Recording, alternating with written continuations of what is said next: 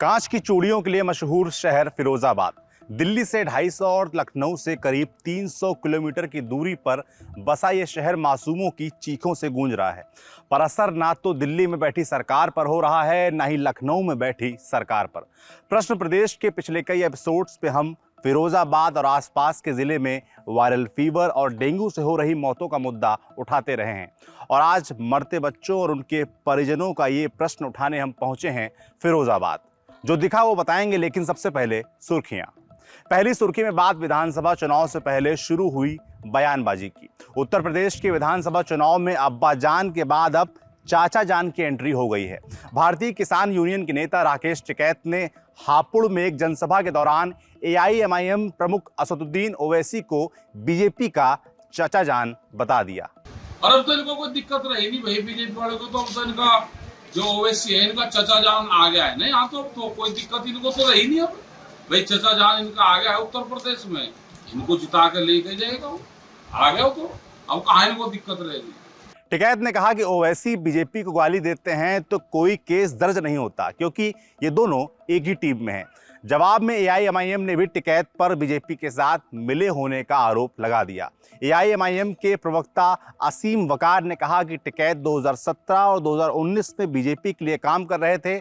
आज ये मंच से नारे लगा रहे हैं, लेकिन जब मुजफ्फरनगर में दंगा हुआ तब ये कहाँ थे। 2017 का जो चुनाव था विधानसभा का और 2019 का, इसमें आप भारतीय जनता पार्टी के लिए काम कर रहे थे और बीजेपी को जिता रहे थे और पिछली सरकार को हरा रहे थे, बीजेपी को जिता रहे थे। 2022 के चुनाव में तय हो जाएगा कि राकेश टिकैत साहब बीजेपी की पिच पर बीजेपी के गेंद और बल्ले के साथ खेल रहे हैं। दूसरी सुर्खी दिल्ली पुलिस की स्पेशल सेल और यूपी एटीएस के एक ज्वाइंट ऑपरेशन से जुड़ी है। जांच एजेंसियों ने एक साथ यूपी, महाराष्ट्र और दिल्ली में अलग अलग जगहों पर छापेमारी कर 6 लोगों को गिरफ्तार किया है। एजेंसियों का दावा है कि ये लोग पाकिस्तान द्वारा पोषित आतंकी मॉड्यूल का हिस्सा हैं। इनमें से 2 ने पाकिस्तान में ट्रेनिंग ली है। जांच एजेंसियों ने गिरफ्तार हुए लोगों के पास से हथियार और विस्फोटक बरामद करने का दावा भी किया है। यूपी पुलिस के ADG law and order Prashant Kumar ने बताया कि ये ऑपरेशन करीब 1 सप्ताह से चल रहा था। कल सुबह अलग अलग शहरों में दबिश दी गई और 6 लोगों को गिरफ्तार किया गया। ये सूचना इंटेलिजेंस हम लोगों को मिली थी और जिसको स्पेशल सेल ने शेयर किया था और उसके आधार पे लगभग 1 सप्ताह से हमारा ऑपरेशन चल रहा था। और कल हम लोगों ने सुबह विभिन्न शहरों में दबिश दी और हमारी टीमें लगातार साइमल्टेनियस रेड्स हमारी लगभग 4-5 जगहों पे हमने किया, जिसमें लखनऊ, रायबरेली, प्रयागराज, प्रतापगढ़, ये सब जनपद हैं जहां हमने रेड किया और हमने ऐसे 6 लोगों को पकड़ा जो कि इस पूरे मॉड्यूल से संबंधित थे। और उनके पास से प्रयागराज से हमने एक बहुत ही हाईली सोफिस्टिकेटेड आईईडी बरामद की और इनके मंसूबे बहुत खतरनाक थे।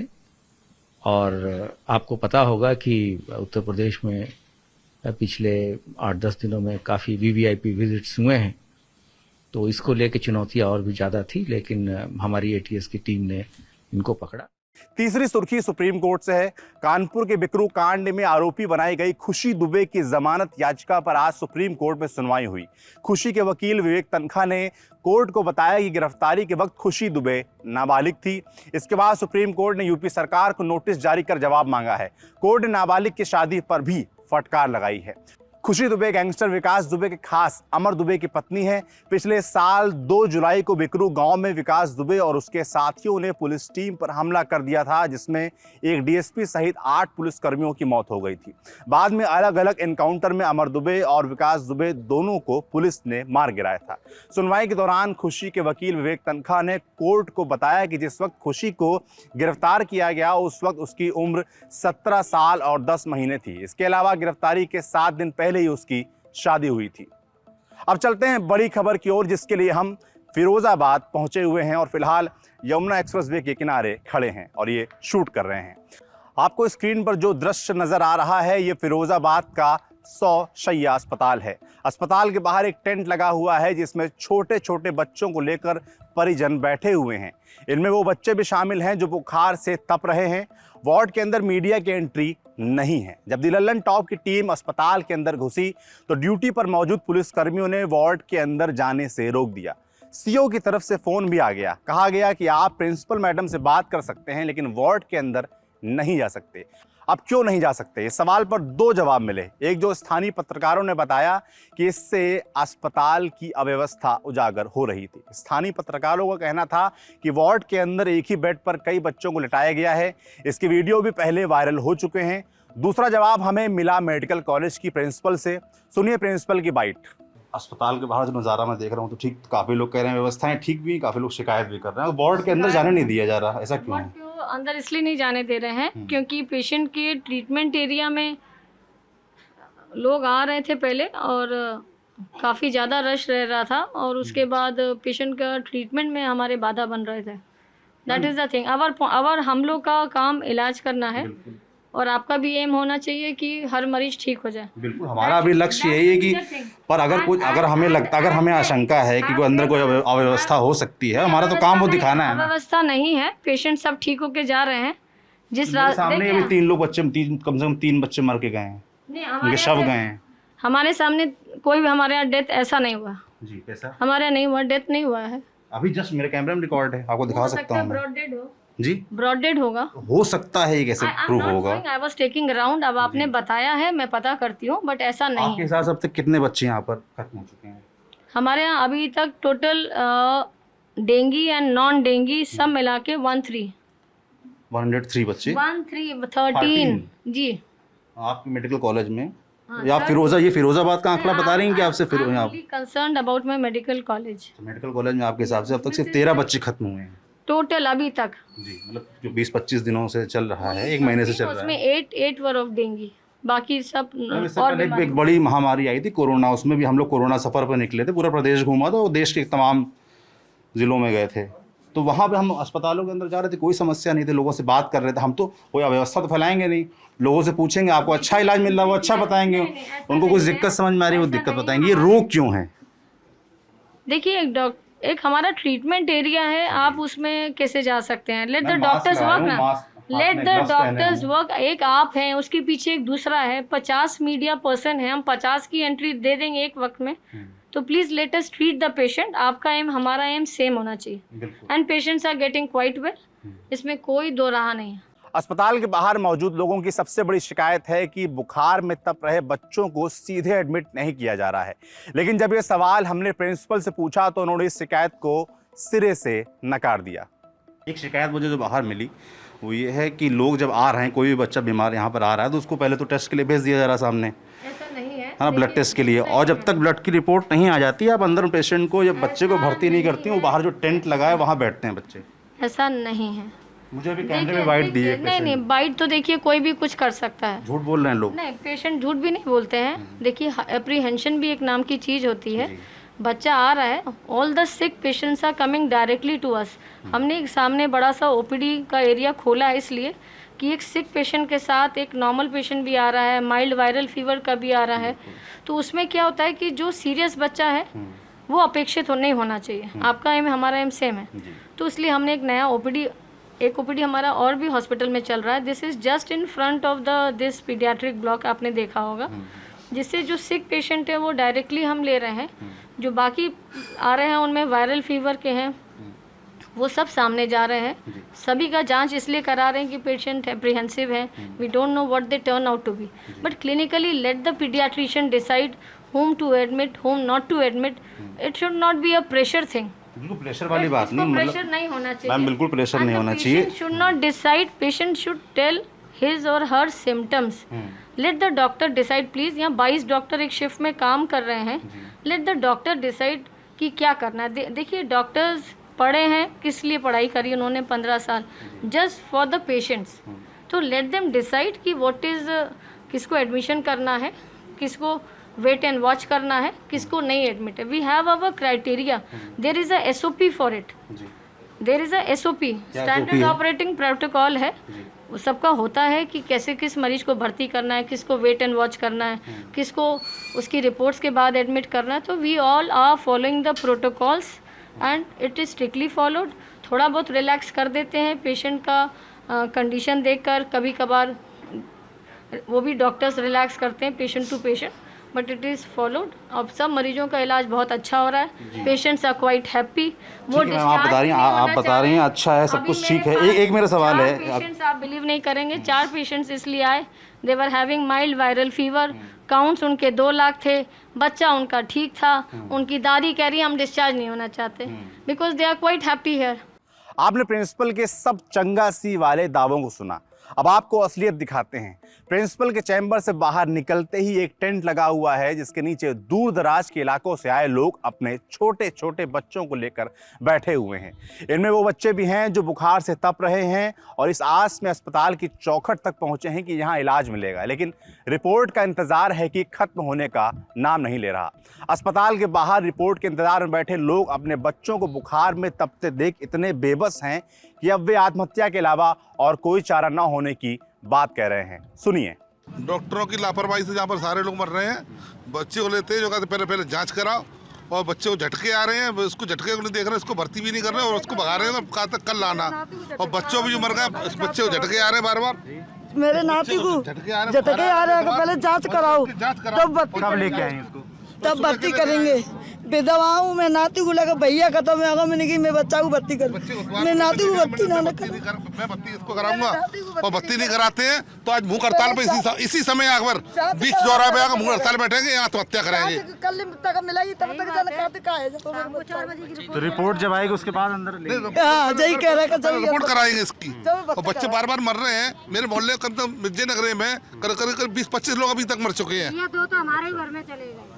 अंदर प्रिंसिपल मैडम से मिले आप जाके? हम पेशेंट मिलते हैं, उसको भगाया है। अब मैं मेरे साथ चलिए, आइए। मैं जा रहा हूँ उसको भर्ती। आइए आप आइए मेरे साथ चलिए। वो मुझसे कह रहे थे कि बेड एक्सेस में है। यह मामला प्रिंसिपल के दावों के एकदम उलट मिला तो हम एक बार फिर से प्रिंसिपल के पास पहुंचे, साथ में बीमार के परिजन भी थे। अब सुनिए प्रिंसिपल मैडम ने क्या कहा। मैडम आप कह रही थी कि सभी का ब्लड टेस्ट हो रहा है और उसके बाद अगर कोई सीरियस है तो भर्ती कर ले रहे हैं। मुझे बाहर मिले हैं, ये बच्चा है इनका, उनके टेस्ट हो गए, रिपोर्ट आएगी उसके बाद भर्ती करेंगे कह रहे हैं। यही कह रहे हैं। एक मैडम मुझे मिली, 3 दिन से भटक रही, रिपोर्ट नहीं मिल रही उनकी। बच्चों को घर पे रखे हुए हैं, 2 बच्चे हैं उनकी, हालत खराब है उनकी। Please let the doctor decide it, please let the doctor decide. तो ये बच्चा भर्ती होने लायक नहीं है। आप कह रहे बेड एक्सेस में है ना, आपने मुझसे कहा कि बात समझिए इस बात को। Let the doctor decide it, we have a counter, उस काउंटर पर डॉक्टर्स बैठे हुए हैं, let it decide. Doctor Tuhin इस बच्चे को ले जाइए, डॉक्टर को दिखा दीजिए। मैडम मतलब बेड एक्सेस में है और बच्चा हालत खराब है, तो आप मैं बात कर रहा हूँ, आप परेशान मत होइए। हाँ इसको आप शोर मत मचाइए, आराम से बात करिए जी। I am a doctor first, जी प्रिंसिपल आफ्टरवर्ड्स, सो प्लीज।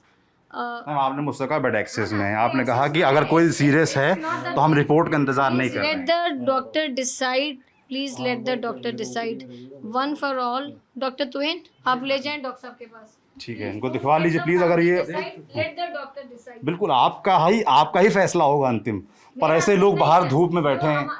अगर कोई सीरियस है, पेशेंट परेशान और बेड एक्सेस में है मैडम, तो देने में क्या दिक्कत है? लेकिन डॉक्टर को डिसाइड करने दीजिए। बिल्कुल। कैमरे पर दावों की पोल खुली तो सुबह से रिपोर्ट के इंतजार में भटक रहे बच्चे को अस्पताल में एंट्री मिल गई। जब एक बच्चे को एडमिट किया गया तो हमारे पास 2-3 और बच्चों के परिजन आए जिन्हें कैमरे के सामने एडमिट किया गया। अब सवाल यही है कि क्या बच्चों को एडमिट तभी किया जाएगा जब कैमरा, मीडिया का कैमरा ऑन होगा। एक तरफ जहां प्रिंसिपल दावा करती हैं कि यहाँ की व्यवस्था से संतुष्ट मरीजों के परिजन अपने बच्चों को यहाँ से डिस्चार्ज नहीं कराना चाहते, वहीं दूसरी तरफ अस्पताल के बाहर हमें ऐसे भी लोग मिले जो कर्ज लेकर अपने बच्चों को इलाज प्राइवेट अस्पताल में करवा रहे हैं। सुनिए। मेरा बच्चा अभी प्राइवेट हॉस्पिटल में प्रवीण को डॉक्टर साहब क्यों नहीं लाया उसको? यहाँ इसलिए नहीं लाया, यहाँ पे व्यवस्था है नहीं है भैया। अंदर गया? हाँ भीड़ बहुत ज्यादा है और रिपोर्ट मिलती नहीं है और डॉक्टर साहब चाहिए। और जैसे रिपोर्ट हो गई, अरे सैंपल हो गया है यहाँ पे, आप दोबारा निकलवा के लाइए, मैं देखूंगा। एक नाम के 2 मतलब कि जब तक आपके पास रिपोर्ट नहीं होगी तब तक आपके बच्चे को अंदर जाने को नहीं मिलेगा। ये आपको नहीं, तो मैंने तो जानबूझ के भैया यहाँ लेके नहीं आया। मेरे को मालूम है यहाँ पे इलाज क्या हो रहा है, नाम हो रहा है केवल सरकारी का। कोई सुनने वाला नहीं है, इसीलिए मैंने भर्ती नहीं कराया। मैं तो कर्ज लेके और अपने बच्चे का इलाज करा रहा हूँ प्राइवेट डॉक्टर की भी। कर्ज लेकर? हाँ, करते क्या हैं आप? मैं काम करता हूँ, कड़े का काम करता हूँ भैया, कड़े का काम करता हूँ, कड़ा चूड़ी बनाते का। हैं? हाँ फिरोजाबाद जिस चूड़ी और कड़े के लिए मशहूर, वही काम आप करते हैं। हाँ जी। कितना कर्ज लेना पड़ा? मेरे को अभी मैं 20,000 रुपये लेके आया और जो उसमें से आधे पैसे खर्च हो गए बच्चे के लिए। जी। अब मेरी ये समझ नहीं आ रहा भाई साहब, अब ये एक बच्चा मर गया, अभी उसको देखने के लिए आया था। मेरे बच्चों को थोड़ा आराम है प्राइवेट में। हाँ, आराम है मेरे बच्चे को, क्योंकि तो आप कर्ज लेकर बाहर प्राइवेट में इलाज करा लेंगे, पर अंदर यहाँ नहीं आएंगे। अंदर है यहाँ मेरे को दिख तो रहा है ना कंडीशन क्या हो रही है, मेरे पड़ोसियों की कंडीशन क्या हो रही है, दिख रहा है ना मेरे को, कितना इलाज हो रहा है, क्या हो रहा है, वो सब दिख रहा है। आपने जिले के मेडिकल कॉलेज और सरकारी अस्पताल का हाल देखा। अब हम आपको उन मरीजों का हाल दिखाते हैं जो कहीं दर्ज ही नहीं हो रहे हैं। अब हम आपको गांव का हाल दिखाते हैं। ये नगला चूरा गांव है। छोटे से प्राइवेट क्लिनिक के बाहर जुटी भीड़ ये बताने के लिए पर्याप्त है कि मामला कितना भयावह है। यहाँ मौजूद लोगों ने हमें बताया कि प्राइवेट क्लिनिक में इलाज कराना उनकी मजबूरी है। ऐसा क्यों है, सुनिए। और यहाँ पे जो सरकारी क्लिनिक है उसका क्या हाल है? वो तो बंद है, ये 6 दिन से बंद है। 6 दिन से बंद है। 6 दिन से बंद है? पहले खुलता था? पहले खुलता। अब क्यों बंद है? दवाई फवाई गजनी मिलती, नगर मिलती, वो बंद है 6 दिन से। अब ये पता नहीं क्यों बंद है। तो कह देते कि मैं कैंप में जा रहा हूँ, यहाँ जा रहा हूँ, वहाँ जा रहा हूँ। डॉक्टर आप कभी कभी आते हैं? हाँ, तो आप लोग डॉक्टर जरूर बैठे हैं। बीमार वैसे भी डॉक्टर आते वैसे ही बीमार करे डॉक्टर ना दे। अच्छा, बी फार्मा करे हुए वहाँ बैठे हुए हैं, डॉक्टर नहीं आते? डॉक्टर नहीं आते। अच्छा, डॉक्टर आते कभी नहीं, घूमने का टाइम रहती है, वो तो कहीं कहीं चले जाते, कहीं घूमने चले जाते, पूरे आज रहते नहीं इस समय। आप लोग और सब लोग जाते हैं यहाँ सरकारी जो क्लिनिक है कोई? क्या होता है वहाँ? डॉक्टर आती नहीं। क्या नाम है आपका? आंसू। आशु, क्या करते हैं आशु? कुछ नहीं, पढ़ाई करते हैं। पढ़ाई करते हैं? क्या पढ़ाई कर रहे हैं? अभी एससी वगैरह पुलिस वगैरह तैयारी। पुलिस की तैयारी कर रहे हैं। तो गांव में इसमें बीमारी फैली हुई है? फैली हो रहा है। तो आप लोग कहाँ प्राइवेट क्लिनिक जाते? मैं दवाई ने गोली दे दी, नहीं बंद होती है, मैं डॉक्टर आती नहीं, भजा देती ऐसी 2-4 गोली दी, भजा दिया। जैसे इमरजेंसी में हम जाते हैं तो उधर रहते हैं, उधर जाएं तो उधर भेज देते हैं। मैं सरकारी में गई थी तो मेरा इलाज सही नहीं हुआ है, इसीलिए मैं यहाँ पर आई हूँ। अच्छा इलाज नहीं करते हैं, इधर उधर इंसान को रहते हैं। जब कोई इंसान चलने फिरने लायक है, कोई नहीं है, कोई अरे लाइन लगी है, पैसे ले लेते, जेब में रख लेते। बाद में झगड़ा हुआ था, मैं मेरे सामने की बात है, मैं देख के आई थी। इतनी हालत ख़राब थी मेरी कि मैं खड़ी भी नहीं हो पा रही थी, इसलिए मैं यहाँ पर आई हूँ और यहाँ पर मेरा इलाज हुआ है, मुझे फ़ायदा है। वहाँ पर मुझे दवाई नहीं दी अच्छी। क्लिनिक पर मौजूद लोग हमें करीब 200 मीटर की दूरी पर स्थित पीएचसी तक भी ले गए। आप पीएचसी का वीडियो देखिए। और लोग दिखा रहे हैं कि यहाँ के हालात कैसे हैं। ये झाड़ फूस ऐसी बनी रहती है? ऐसी ही रहती है हमेशा, कोई सफाई नहीं है, ऐसी रहती है हर समय। और गंदगी है, डेंगू मच्छर इतना पैदा होता है यहाँ। दवाई यहाँ से बढ़िया मिलते ना कोई दवाई और कोई इलाज ही बढ़िया ना कोई। कायू पब्लिक है जिन लोगों ने बड़ा कैंपस बना हुआ है यहाँ, कोई आता नहीं डॉक्टर? कोई नहीं, जब कभी आएगा तो आएगा। नर्स दवा है, इतनी बीमारी फैली हुई, रोज कोई नहीं आता। बच्चे लेटे हुए हैं। और भाई सरकारी में व्यवस्था में इलाज नहीं मिलेगा तो लोग प्राइवेट में ही आएंगे। प्राइवेट एक तरफ पीएचसी पर सन्नाटा पसरा हुआ है और दूसरी तरफ प्राइवेट क्लिनिक पर भीड़ लगी हुई है। ये दृश्य शासन प्रशासन के दावों की पोल तो खोलता ही है, साथ ही सरकारी व्यवस्था पर गंभीर सवाल भी उठाता है। लोगों का दावा था कि पीएचसी बंद होगी। हालांकि हमें यहाँ एक फार्मासिस्ट मिल गए जिन्होंने ये माना कि वो आज ही आए हैं। पीएचसी वाकई पिछले कई दिनों से बंद था।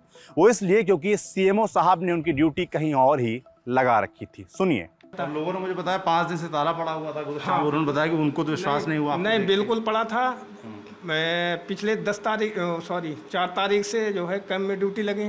तो 4 तारीख से जब से कैंप में ड्यूटी लगी तो कैंप में जाना ही जाना है। भाई आदेश उच्च अधिकारियों को पालन। साहब से आपने कहता कि जिस गांव में हमारे फिलहाल पोस्टिंग मैं कौन कह सकता हूँ भाई, ये तो आप लोग या जो और लोग जनता वो भी कह सकती है। मैं तो मेरा अधिकारी जहाँ मुझे आदेश देंगे वहाँ मुझे जाना पड़ेगा। कब आए आप यहाँ पर? अभी आज तो सुबह ही आया, निर्देश ऊपर से आया कि अस्पताल खोलना है, मैं आ गया। आज तो ये सीएमओ डिप्टी सीएमओ सभी लोग आए थे यहाँ। तुम्हारी फाइलों में गांव का मौसम गुलाबी है, मगर ये आंकड़े झूठे हैं, ये दावा किताबी है।